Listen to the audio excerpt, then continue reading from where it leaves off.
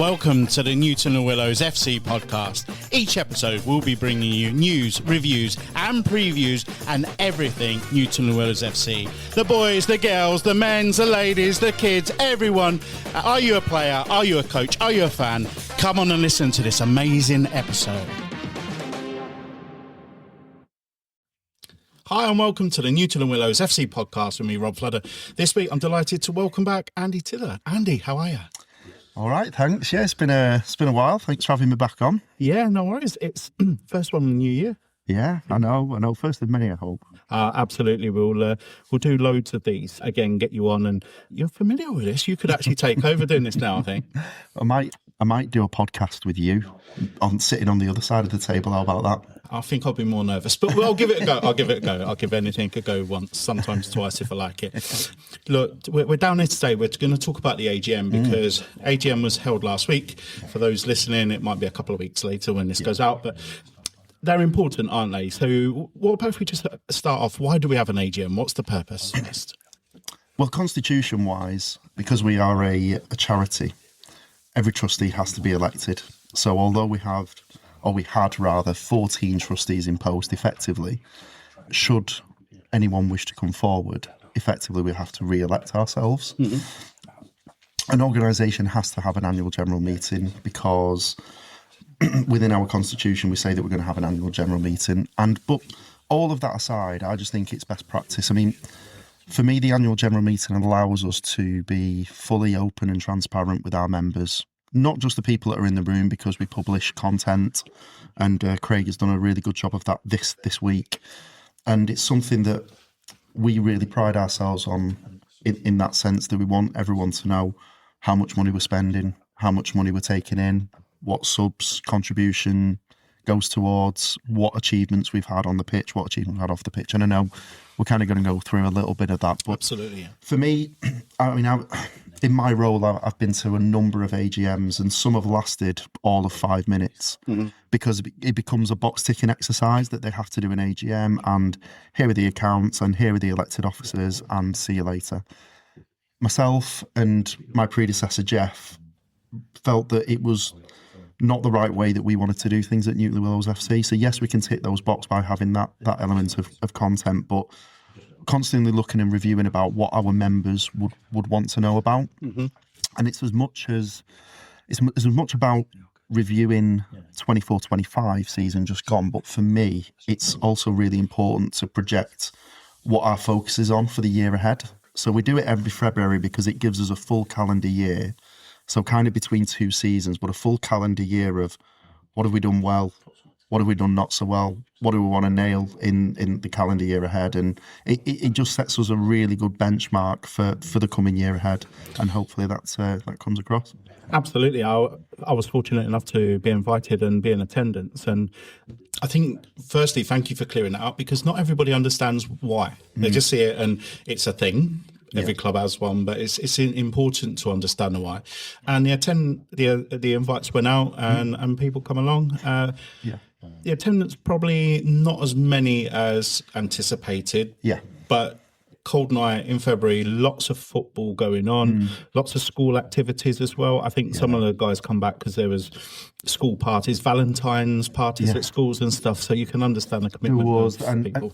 I would say that I heard from every team, right? So we encourage every team to be in attendance. It's not mandatory, but quite a lot of the trustees actually represent teams. So whilst what you may have seen in the middle of the floor, actually at the top table, if that's the right terminology, quite a number of teams are represented. I think there was a few college open days for some of our junior players, if you like. Yeah. So the point is, we, for those that were in the room, obviously they get the face-to-face, the verbatim, they get to ask questions, etc. For those not at the meeting, we cascaded the slides and the content, which is, I think, quite comprehensive, and just gives people a bit of a flavour and a bit of unity as a football club, because the stuff that we look at is not just, the slides are not just built by Andy Tither as chairman, allegedly steering the ship.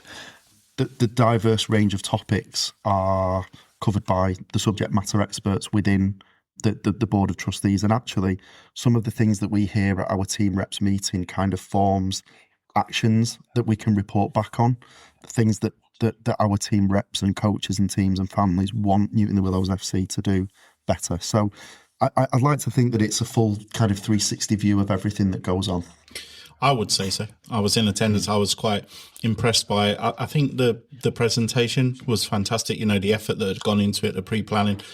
Those that put the slides together, the content, they'd evidently thought about it and what's important and why the information that was in those slides was important. And I know we're getting into some of the detail, but it was really good when, you know, you heard people say, we're going to need to think different. You know, it's a different way of coaching, for example. We're going to invite other clubs along and see if we can support. And I thought, what a great forum to express that. It's not just one-to-one or whatever.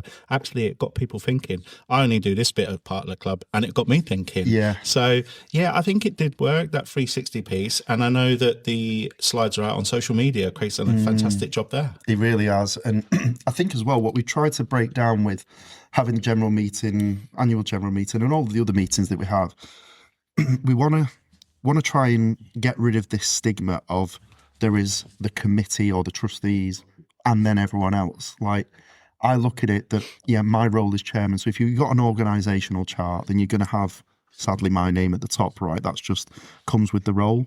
But I'm just like everybody else. I'm a volunteer just like everybody else. So whether you're an admin help, you're welcome to the meeting. Whether you're a parent that stands on the sideline, whether you do a podcast, you're very welcome to come to our annual general meeting. There is no, right, this is the committee and we're reporting back and this is how it's going to be and you must comply, and yet it's none of that. And the attendance was okay, but I think the feedback that I've got off the back of the meeting with messages was actually that was really good, that was informative, maybe I can help with this, that and the other. And you know, if it sparks that kind of thought or enthusiasm, then that can only be a good thing. Absolutely. And I think you don't need so many numbers for things to happen, and it did spark conversation. I mean, as I was packing up at the end, I couldn't get 30 seconds to say see you later because people were eager to come and have a conversation with you, share ideas and thoughts and pass feedback, and I'm sure you've had plenty of WhatsApps as well. Yeah, well, I have plenty of WhatsApps anyway, but no, I have, and I think the good thing for me personally with this AGM is because I like to reflect on what we've done on and off the field in kind of the previous calendar year, it forces me to scroll through our social media and emails and WhatsApps or whatever, because I want to try and capture everything that we've done. And I don't for 1 minute think I'm going to be able to read them out one by one. I kind of pick 2 or 3 from each slide and go, that was a particular highlight. But I felt that barring the big things that happened, King's Award, King George V playing fields, I thought, oh, maybe we've had a bit of a quieter year. And then I started scrolling social media and gone, oh no, we've done so much again, and probably more than ever. So for me, it's a good reset and it's a good review and reflect and going, actually, yeah, we what's your purpose as a football club? What are you trying to do in this community? And it is really to serve our community. So the football, we've said many, many times, the football plays its part, right? We are a football club at the end of the day. But reviewing all of the stuff that we do off the field and our contribution to the community, it got me a little bit emotional again. And I'm an emotional person when it comes to this football club, but it was just good to review and reflect and go, do you know what, I think we can do even more this year. That's going to take some doing, right? But that community piece was evident through the night, and at the end, you know, local mayor said his part and, you know, really hit hard on the community piece. But let's not get to the end. Let's start at the beginning. So we have an agenda and there's some key points. You do your opening piece, and I should imagine that was probably a lot of thought go into, well, how do I open this one? And it is, because I suppose you don't want to say the same thing as you've done the year before. And I think the way that I can make that variable is I always touch on a reflection of the objectives that are set. So that's something that I've done as chairman. I don't believe that Jeff set his own objectives, but I think it's really important that if I am, how can I say it, the figurehead of the football club, the one that's, you know, in post and trying to drive, you know, things forward, I've got to set myself some objectives and tell everyone whether I've done well or rubbish. And I'm open with that. And I set myself 6 objectives into 24-25 season, and just kind of going in order. It was based on facilities. So I gave myself a green and a pat on the back for that, because we had a full season on the 3G. We had fantastic facility at Willowbank that our teams enjoyed. And then just in the nick of time, we got King George's towards the end of the year, agreed in principle. So I thought those are the things that I wanted to nail. That's great. And from a facilities point of view as well, I felt that because we were using our venues smarter, we were varying kind of games. There's not been as many games called off, even though the bad weather has continued. So I just felt that we'd used our facilities better. Talked about organic growth, and we were lucky that we had 2 under-7s teams come through last year in the Cyclones and the Cobras, who were doing fantastically well. Really good kids, really good coaches, really good group of parents. I'm happy with that. And then we also had the under-15s Falcons, or 16s Falcons as they are now, that joined us from Millstone and have really just slotted in. You know, they got our culture, they got our vibes, and it's a really important age, obviously, with where we want to go from a senior point of view. So I felt like we were growing in age groups that were relevant, and it looks as though that's going to continue next year. Where I give myself an amber is in the Player Pathways launch. So effectively at the start of last season, we wanted to review our offering to the community in terms of the age demographics and various other things. So Wildcats, girls football, steady flow of girls teams coming through, which is amazing. We've got the academy for boys and girls. We've got football fundamentals, which is slightly older. And then we have disability football, which is great. And then we've got squad girls, which is for 12 to 14-year-old girls who are riding the crest of a wave of the Lionesses and becoming, involved in the sport. Obviously, we've got our junior teams and we've got our senior teams. And I just felt that there was a little bit missing in the middle of all of that. So we wanted to introduce something called Just Play, which we didn't quite get the interest, if I'm being honest. So that was going to be for kids who are not necessarily in teams, but just want a kickabout, which is not on the park. So it's where we would effectively, babysit them really and just let them play. And that was going to be for 14 to 16-year-olds. Sadly, that didn't get off the ground. And then walking football, we had some interest. A couple of factors meant that we couldn't do it, so it's something that I want to kind of reset for next year. So give myself an amber for that. Only Andy Tiddler could do that. I mean, just real laugh at, well, you have done. Yeah. Everything we have got, and what has happened, how we improved as a club, the pathways, you said about those under-16s, the under-7s, and everything else we've got going on. Maybe, just maybe, and the devil's in the detail, right? The reason people don't just want to kick about is because when they come to the club, they want to join a team. True. And I ain't just kicking about it. I want to put that night shirt on. I want to wear the club colours and I want to be part of this. And the walking football, you know what? Okay, it may not have taken off for whatever reason, and you could do it next year, but only you could give yourself a bit of a hard time on that. Yeah, give myself a hard time because I set myself the objective, so I've got to live up to it. And that's honest, and fair play to you. But I would, maybe that sometimes just give yourself a bit of slack on that. Oh no! Well, I've actually got a red coming up, so if you think I'm being harsh there, then okay, we look forward to that, and I'm sure someone will call you out on that. The other thing I wanted to work on is commercial relationships. So I think towards the end of the year, we really started to deepen and strengthen some of the existing relationships. But I just feel that there's so much more that we can do from a commercial perspective. Chris did a podcast with you recently. I know it's not well. It will have been out by the time this one airs. Absolutely, yeah. But the financial kind of pressure that we've got as a football club is only getting worse. And I just feel that we've made some strides with commercial, like Ansel Lighting have been fantastic. They gave us a large sponsorship deal. We've got relationships with football kind of coaching clinics and sessions where it's kind of a joint venture and we work well together and kind of profit share sponsorship boards. But I just feel that it's an area that I give myself a 7 out of 10, and I will only give myself a green if it's a 10 out of 10. How do you measure 10 out of 10? What's that look like? It means that we can offer free football at Newton. Is that achievable, Joe? No. Okay, so you're setting yourself up for a foul. So it's always going to be an amber. Right. Okay. I'm trying to bring this. I might get us to a 9.5 and give myself a little bit of green, but no.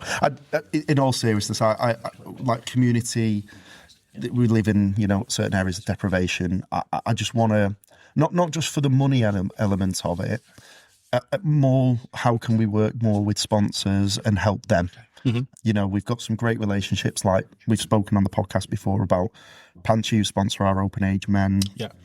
Zaritza, Eskens, I could name loads and loads of sponsors. And I'm just quite keen to reciprocate back rather than being, thank you very much for your money, it's great.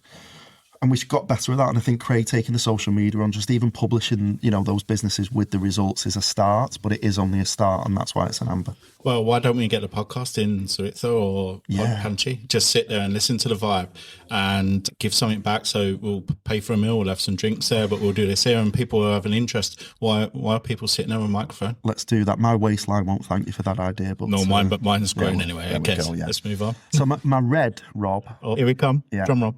Was on coaching development. Okay. Now, we've not stood still in that sense because we have put coaches through UEFA C qualifications and UEFA B qualifications, but I kind of feel like we always do that. What I wanted to achieve from a coaching development point of view is really in-house structured support to coaches, not necessarily from a qualifications point of view, but for their own personal development and their own personal growth.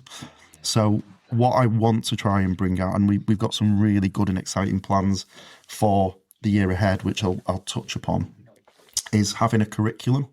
And I know that sounds very school-like and very rigid, but actually what I want to happen is a coach comes to Newton Willows FC and they understand the way that we want to play. We're ripping up our philosophy, we're starting it again, and we'll have a certain style of play, we'll have a certain style of coaching, and that will be consistent rather than it being somebody who thinks that's a good idea, somebody who thinks that's a good idea, approach A is better than approach B, and approach B is better than approach A. A lot of stuff working with the FA in terms of small-sided games, and a new coach comes in, like at under sevens, and they know, what they can do, like from minute one. They don't have to go on YouTube and think, oh, that was a fantastic exercise, wasn't it, by Barcelona under 21s? Let's do that with a bunch of 6-year-olds and see if that works. It ain't going to work, right? Yeah. So I just feel that we can support our coaches a heck of a lot more, and we didn't get round to doing that, certainly not enough. So it was a firm red. And then the final one, before I bore everyone with 24-25, is the senior teams. And I put that as a massive green. I really wanted to try and continue the momentum with a focus on senior teams, because I've said in the past that the football club has been perceived previously as a really good junior team section, and our adult team has slowly but surely been progressing and working its way up the leagues. But actually, where we're trying to focus the attention now on is our senior teams, because actually the junior pathway leading into senior teams has now never been more evident as far as I'm concerned. And both of the teams are doing really well. So the ladies, we're in the semi-finals of the Liverpool County Cup. They're sitting very comfortably mid-table in the Cheshire League, Premier League, which is a really good standard. We've got teams like Northwich Victoria and Stockport County Development and little old Newton the Willows in the mix, right? And then our men's team, absolutely flying, third in the league, only because of games in hand, playing teams from the league above, which is where I hope that they will be next year, and at the very least competing. We've beat 3 out of the 4 teams, and we got knocked out on penalties after a 2-2 draw against another. So they're on a really positive upward trajectory, and I just think that visibility of those senior teams to our juniors, I don't think it's been clearer now. We want you to progress, and the purpose of that is because our open age team are progressing to a really, really good level.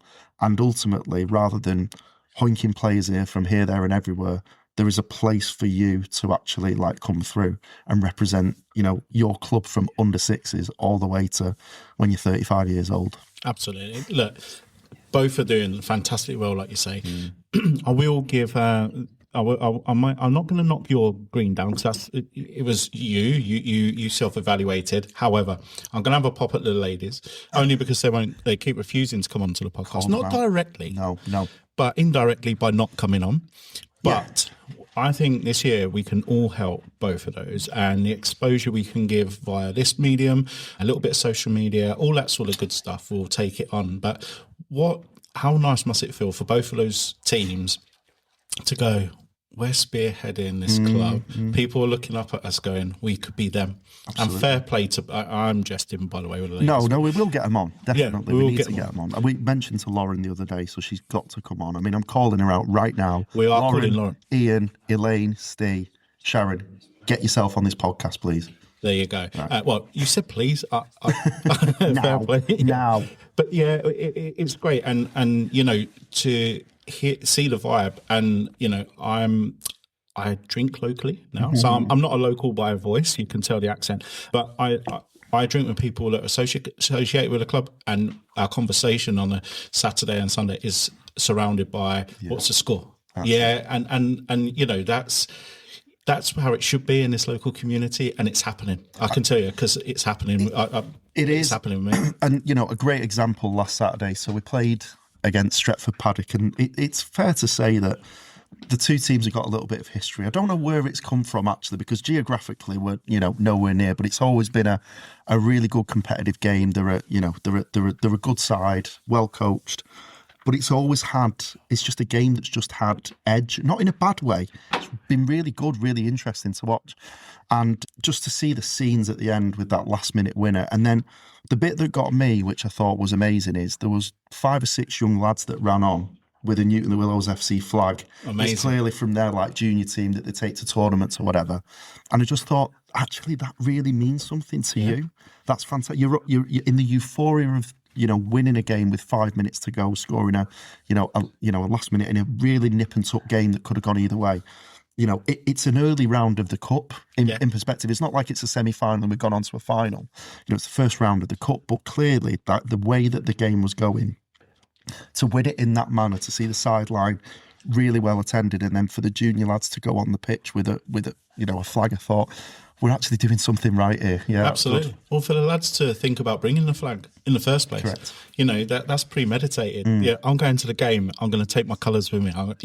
That's good. That's proper. That's what you do when you support a professional club, isn't it? So for them to think, I want to do that, the arena happened, the drama happened, and they was able to execute that. It's brilliant, and that's the vibe it's creating, and it can only go one way, and that's going to keep going up, isn't it? Yeah, it is. It's good to see attendances improved this year, and I wanted to put that focus on the senior team so that we could get that attendance, because for me, socially, for those juniors to see those role models, but for the mums and dads and the grandparents to come and watch a game, get a bit of food at the club, have a drink, get a few of the boys and girls bonding together. It just strengthens that friendship, and it's a really safe environment at Newton Sports Club, and one I'm keen to push on and promote even more.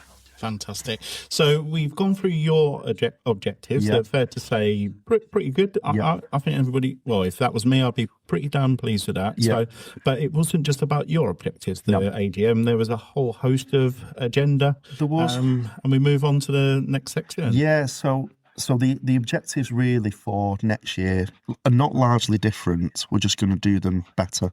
So again, the Board of Trustees have agreed that the 6 things to focus on are facilities, because we've got work to do at King George 5th playing fields. Organic growth will always be an objective, because that's the way that we want to grow. Player pathways, I want to launch what we didn't launch last year. Commercial, I want to broaden and deepen strengthen relationships there. The philosophy kind of replaces coach development, because it's now growing into a bigger beast. We've got a subcommittee that are ready and able and willing to attack that. And it might take 18 months, it might take 2 years. I don't care, as long as it's the right philosophy.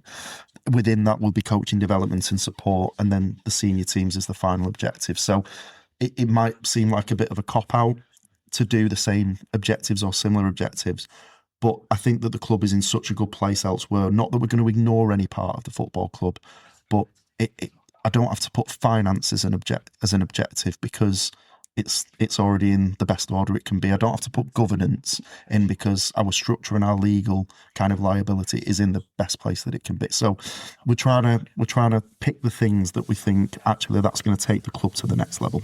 Why invent the wheel when you don't need to, just for a flashy strapline? If you've got building blocks, foundations there already, and we can improve on that, why not? And so I for one, and it's easy for me to just sit here and say that, but I don't think it's a cop out. I think it's sensible. I think there's logic there, and I think it's something that's relatable and people can get involved in. Yeah. So they go, I haven't got to think about, when you say for the facilities, everybody knows. Yeah. Because there's not one coach at the club will go, I want to take that off the agenda, Andy. Yeah. Go on then, take that off. Try and tell me no. And I don't think anyone's going to take any others. So I think, you didn't get any objection anyway. No. And it's in line with what the coaches want, and I know that firsthand from the meetings that we've had and the workshops that we've had and just general conversations. So again, to stress, it is not Andy Tither's objectives. I've set these objectives for me personally, but it's on the basis of verbatim and feedback that I've heard, not just from trustees, but from kind of key people associated with the club. Fair enough. One of the key topics, or generated some interesting comment, was discipline. And this is one of those areas that it always will be. And, we are people, we work and live alongside people. Yeah. Football is a passion, we get emotive, things happen. And by the way, I'm not trying to set a bad scene here. No. There was at no point was saying we've got a terrible disciplinary record or there's ill discipline going on. Yeah. But it was one of those areas that generated some conversation. It wasn't, I think that the various leagues and the county FAs are certainly more aware of it now, and I think in the past the game has been guilty, certainly at grassroots level, of, I'm not going to say letting things slide by, but I think that yellow and red cards are going out for the right reasons now, and it's been a bit of a culture shock, because whereas you'd once get away with something, you won't now. And County FA, I think, play it very, very fair. So when things get escalated, they will look at things quite, we're talking with football people who understand football here. Yeah. But football shouldn't excuse bad behaviour. So if you're going to go around and swear at someone in Tesco, right? Not that we're sponsored by Tesco, right? I don't want to plug that. Have a supermarkets are available. You went to Zaritza, or they're definitely a sponsor, and you start swearing at people, and you start pushing and shoving. Well, it's a criminal offence. Yeah. The fact it's on a football pitch doesn't excuse you. And what we wanted to do is just highlight some of the common trends and things that we're finding. We reported back that we had 44 yellow cards since the start of the season, and 4 red cards, which, you consider how many games we play over 40 teams, like every weekend, it's not a bad ratio. Of course, we would want it to be 0-0, but we're realists. It's not going to happen. But the good thing is that the cards that Kevin reported back on were actually for football offences, rather than it being verbals or parent abuse or whatever it might be. Giving back chat to the referee, it's for fouls, right? So we can accept that. And I think what we wanted to try and do is educate our team reps and just try and go, well, look, the landscape of football has changed. You need to be conscious of this. Yeah. Have that word with your parents, have that word with your players, because otherwise, you're potentially getting yourself in hot water. But the bigger club ramifications are that the club gets a reputation. Mm-hmm. So, one bad apple kind of can spoil it, right? And we don't want that to happen and put 39 other teams in jeopardy of playing football. So we're back in the FA here. We're saying you're absolutely right. We know what's right and wrong. We know what good looks like. Kevin kind of went through in a lot of detail what good does look like, what the trends he's seeing. Again, we're trying to back the FA. We're trying to back the Warrington League, the Wigan League, the Cheshire League. We're on your side with it. But I'm pleased that it's for football offences rather than silly bookings or misconduct charges in that way. Too right, and to be fair, nobody argued that point. I think people understood it, and it would be remiss of the trustees, I think, not to just keep that on the agenda. Just because we have a good discipline record by, in terms of parent or coach culture, doesn't mean to say we just go, oh, we won't mention it. The FA are trying to do the right thing, protect everybody, make sure the game's played in the right spirit, we're backing it. Just a heads up. But I think it's one of those areas where if you talk about it, people go, what do you mean? And it's defensive straight away. But actually in the room, I was watching the room. Yeah. I didn't see that. Everyone's quite relaxed and going, nodding heads and going, yeah, it's one of those things. People I think are really interested when we talk about facilities. We've got a grand plan. We're going to have a 50,000 all seater stadium if I had my way. And, it's like it's kind of sexy part of football, isn't it? Kevin is never going to have that as discipline lead, because discipline is discipline. The content is never usually good. There's no there's no grey area, is there? You've either got good discipline or you've got bad discipline, and this is what you need to have good discipline, and this is what you need to not do for bad discipline, and that's perfect for his role as a barrister, right? So he should know about what right and wrong looks like. But I think what we wanted to do is not try and beat anyone up with anything in particular. It's more raising awareness of, these are the things that the FA are saying. We want to give you that information. We want you to relay that information and just keep enjoying your football. And I think it comes across loud and clear. Yeah. And it is refreshing to hear that, our coaches and our parents are of good repute, and the club's got a good name. And the reason people don't come and have a kickabout, they join teams, is because it's one of the reasons we've got a great name. And just to expand on that, Rob. So the next two sections actually really tie in well with discipline, I think. So, in the interest of time, accreditation and affiliation, I know that you've had Tom on to talk about that, so don't need to go into the detail. But ultimately, at the end of the season, the club needs to get accredited and each team needs to get affiliated. For those of you that have heard the podcast, again, discipline is, a key. We don't want loads of unpaid fines. So the, financial management's there. We don't want teams that have got concerns with the FA, because the FA are well within their rights to say, well, we're not doing that. Mm-hmm. So discipline really, for the 26-27 season, discipline plays a really key part. And then we also reported on safeguarding.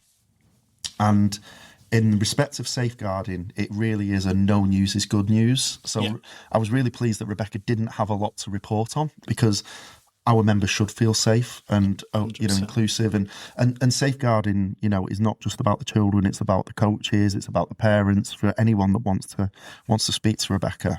But we don't really have many cases throughout the year, and that's a good thing, and she handles it really well as part of a disciplinary well-being and safeguarding kind of community. 100%, and that's one of those things that, when being down here, I've listened to a number of members on taking out different roles, and one of the things is fun, but they're safe. They're in a safe environment, and that goes for anybody watching and the referee as well. You've got to think about their welfare. Yeah. They're stood in the middle, and there's a lot of people maybe not happy about a decision that goes their way, and our conduct and making sure that the way we carry ourselves is really important, and we take care of each other, and this club does that.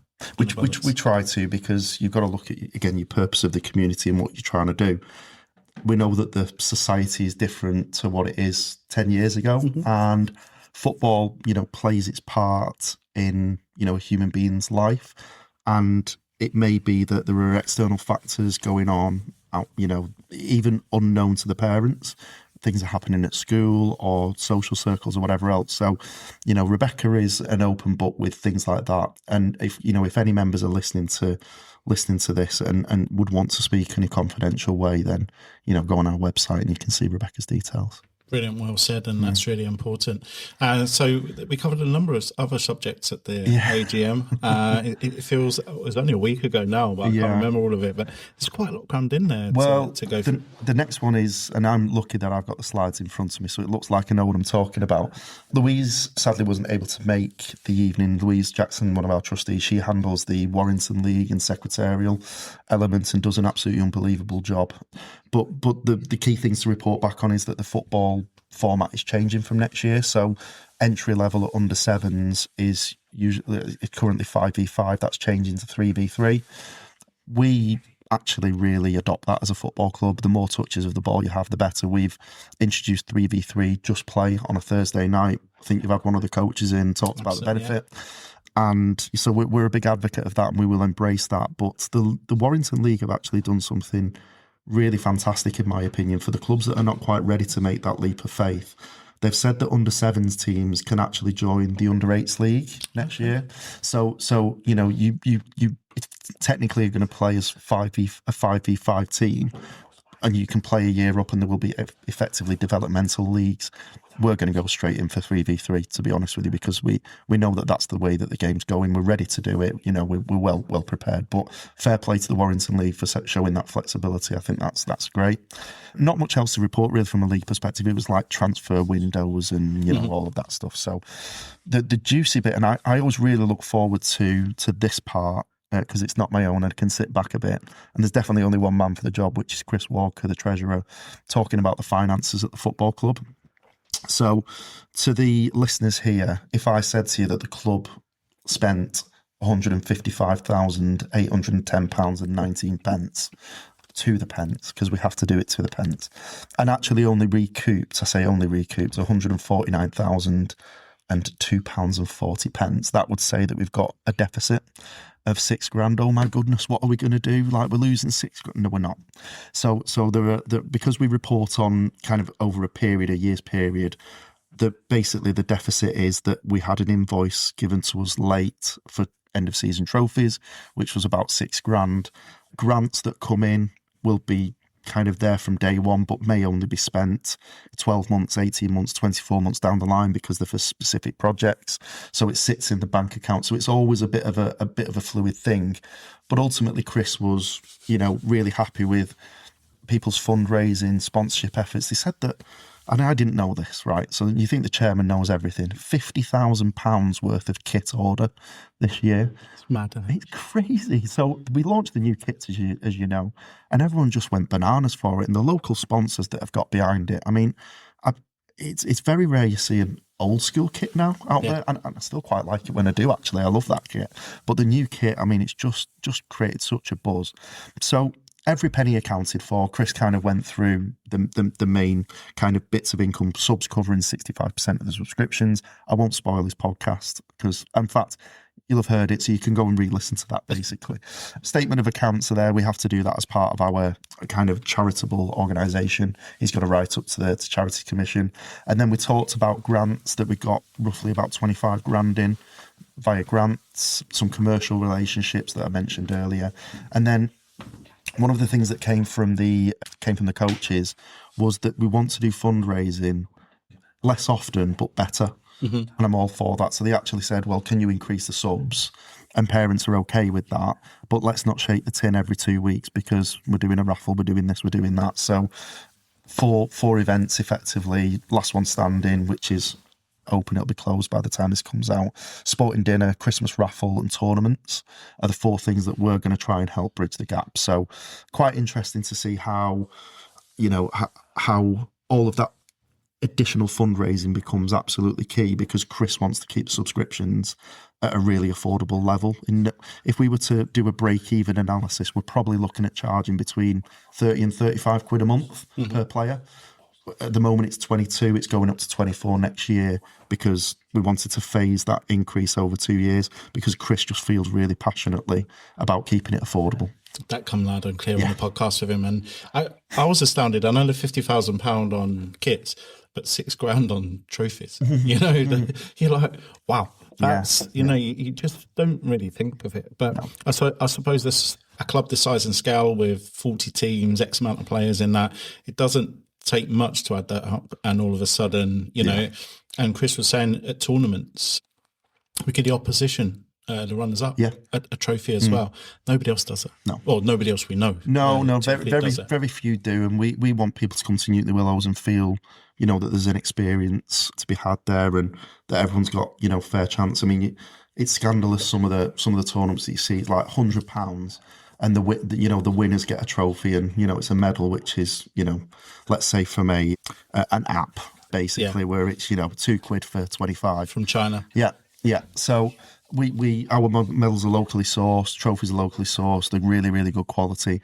We spent £6,000 on trophies, but at the end of the day, when you have a merit from Newton Willows FC, we want you to be proud of that. Absolutely. It's just one of those stats that stood out for me. Just didn't realise. But yeah, that was a real interesting part of the AGM. I think, there was a lot of active listening, let's be honest, but it's one of those where it was absolute silence. Oh, it was, and people were really interested in, okay, let's hear this. Yeah. And I don't think people realised quite how much the income and the outgoings are. Yeah, definitely. And Chris does an absolutely unbelievable job. I mean, I wouldn't do his job for all the tea in China, and I couldn't. Don't have the skill set, and he's an accountant by trade. So, just get on with it, Chris. And, as long as you're happy, I'm happy. He'll tell me when, we're feeling the pinch a little bit, or, paying supplies. He's got a really good working relationship with Newton Health and Fitness, as an example, in terms of payment plans for the 3G that we've got all year round. So Chris is absolutely the man to manage it, and he'll tell me what he thinks is an acceptable level of subscriptions and what fundraising we need to do. We just go and do it. Amazing. But then there's just a few more bits. There's a few bits, and they're really quick now. So the trustees and officers is a staple within the AGM agenda. So we invited nominations for trustees. We had one that came through, and as part of our constitution, we're allowed up to 15 trustees, of which we had 14. And Luke Ramsden came forward. He's been involved in the club a number of years. You've had him on the pod. Yeah. Really good guy. Wanted to develop some help with the commercial relationships. He wanted to get involved in the schools and kind of solidifying that healthy relationship.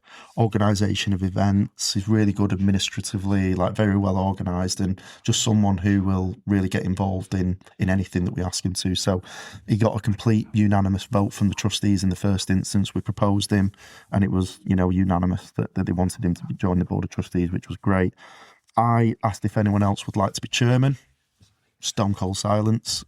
So I've got to do it again another year, but I have to be elected by the members. So if nobody puts themselves forward, then I can continue. I'm just hoping next year I might have some better luck and someone says, yeah, I'll have a stab at that. No, that's not going to happen. Well, it's not on the foresight. But yeah, just going back to Luke, congratulations to Luke. Well done, well deserved. A good guy there. And, I think testament to the role you play and how you do it. It's, people don't want to not push you out. So no, but it's got to be open, right? So that's why we put on the advertisement. If you would like to go for a trustee role, then you're very welcome to put your name forward. And that'll be the case next year, even with 15. So we will advertise if you want to come as a trustee, because actually you can retire for and you can re-elect for a quorum, in the constitution. So it's not a closed door now that there's 15. Someone might go, I wouldn't mind having a go at that. And someone might go, well, do you know what? I think that they'd be better for that role. And I think we've got that fluidity and open-minded approach where we're not protective over our own little empire. So we did that. And then a really quick one was the acceptance of the club constitution. So that's basically an opportunity where we can add something to the constitution. And it might be something like 4 trustees need to make a decision of if there's a purchase of over £1,000, right? So if Chris has got a big order from Nike and we need to get loads and loads of footballs, isn't Chris okay to make that decision? Mm-hmm. Yeah, he is, right? But constitutionally, we might put something in, say anything over £1,000, like 4 of us have got to agree, and almost sign it off, kind of thing. So it's matters like that you can put in now a very long constitution. We were quite happy with how it was, so there were no amends. And then Chris wanted to add a slide on membership fees and subscriptions. So we're kind of forecasting that in today's society that there is going to be an increase. So certain suppliers are already saying that there's a 5% increase coming for next year. So we've announced that we're going to do from next year £24 times 10. So it's an increase of £2 per month only, even though our costs are greater than that, if I'm being totally honest. But we'd also, and we don't have to implement this, but we've also forecasted £26 and £28 for the following 2 years. Now, what we will do is we will look at the kind of external factors within the market and go, that's a reasonable assumption. We don't have to implement it, but what we've done is we've put it as a thing within the AGM to say if we need to implement it, we can. So Chris might turn around and say, I'm happy with £24. Things have settled down a bit. The economy's got a little bit better. Pricing's only gone up by 1% rather than 2%, rather than the forecasted 5, 6, 7 or 8. So we put those in, and then any other business. We had a couple of questions which were answered on the night, and everyone left happy 90 minutes later. 100%. Yeah, you didn't even really go into added time, did you? No VAR though, was there? No VAR, so there's no controversy. But the agenda flowed quite nicely, and I think people got enough out of it, and I think this episode just solidifies some of those points that maybe people don't understand all the time. Yeah. That key point about setting expectation on interest rates go up, and we pay more for everything we have outside. We don't have to implement it, but we're just setting some expectation. It could happen. I tell you what, if people tell you it could, whilst it's not always welcome news, at least And you go, okay, yeah, that's all right. Start planning for that. And to be clear as well about the membership fees and subscriptions, I mean, Chris is probably the only treasurer who doesn't like raising subs, I would say, because it's the easy solution for us. If I'm talking candidly, but we would rather go and fundraise and look for grants and like work hard behind the scenes, because we've got some families at the club that have got 3 or 4 players, or 2 or 3 players, and so we're saying it's only £2. Well, £2 times 3 is £6. It's an extra 60 quid a year. Yeah. It's probably a pair of football boots, isn't it? Or so we always look at it from that perspective to go, because really last year, the way that the finances went, it should have been £24. So we didn't want to make a jump of 20 to 24. So Chris said, let's do 22 and 24. So people have got that forewarning. That was actually at the AGM 24-25 that we said that we were going to do it to 24 quid, and we've implemented that and follow through with that. But that was Chris's say-so to say, no, I don't feel comfortable going from 20 quid to 24 quid. Yeah. 4 quid times 3, 120 quid a year extra. 100%. And look, fair play to not just Chris, but everybody behind the scene that made that happen. So it could be kept at that level. And, I think the word cheap has gone out of today's society. Yeah. Affordable and reasonable are the 2 words you'd say. Yes. Yeah. Is that affordable? It depends on the individuals, we know that, but you would look and go, yeah, in the local area, that's affordable to carry out a sporting activity in today's society. Agreed. So fair play to everybody, because it takes some doing to keep that at that level. It's not just Chris setting the number. Everybody has to work bloody hard behind the scenes. Yeah, and I, on that note, I would really like to say thank you to the trustees that really have worked so hard in the previous year. I was part of my chairman's opening speech. I'm made to look good by having very good people behind me. But, having, I keep using the example of Chris as the treasurer. Dave, I know, has done a podcast on governance, and, so Kevin on discipline, and Louise, I could name every single one of them. They've all contributed in some way to, the success of Newton the Willows, and the things that we reported back on are their individual roles that sometimes I have to report back on. Mm-hmm. But I'm quite bad at taking credit, and I'd rather give credit to the people that deserve it, which are the ones that have built the foundations of those slides. Very modest of you. Well, try to. I think your objectives, you went a little bit too hard in my humble opinion, but that's a personal opinion. And good luck with the objectives for next year. I don't think you're going to need luck. I think, there'll be a sea of green on that AGM in 12 months' time. Yeah. I'm pretty confident of that, because there's people willing to help and support that. Definitely. And thank you for coming on the pod again. Yeah, thanks for having me. Enjoyed it. Explaining the AGM. Cheers. Thanks, Rob. Cheers. If you enjoyed that episode, do us a favour, hit the subscribe button, like it, love it, share it. If you want to come onto the podcast, drop us a note on all the socials, or if you want to nominate someone coming on, that'd be amazing. We've got some amazing guests coming up again soon. Newton the Willows FC, Forza Newton.